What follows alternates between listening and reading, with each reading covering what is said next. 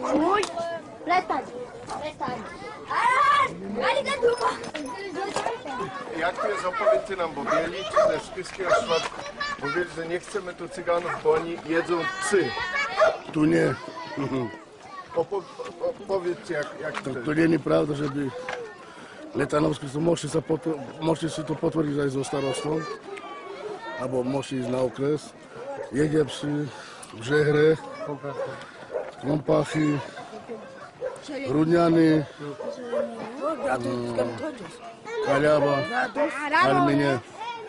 Táto osada nie. No.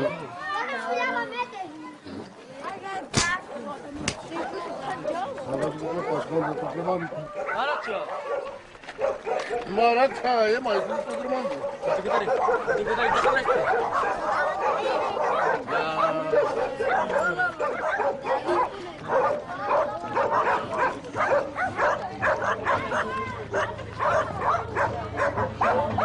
Ja by som takto povedal, keby sme jedli psi, tak by tu neboli už.